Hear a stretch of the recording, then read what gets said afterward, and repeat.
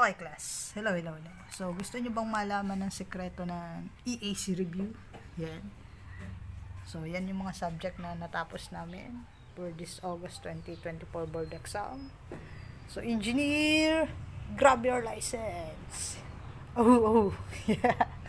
Okay, so, reveal natin ang sekreto ng EAC review kung bakit nagiging engineer ang mga estudyante ko within 2 to 3 months of review. So, sige, punta kayo dito guys. Punta kayo dito. Yan. Punta kayo dito. Yan. Tas takloban ko muna.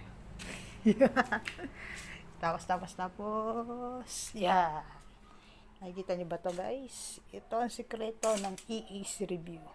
Bukod sa sipag at tiyaga sa pagtuturo at buong pusong binibigay lahat-lahat nasa aparador ng nanay ang sikreto ng EAC review.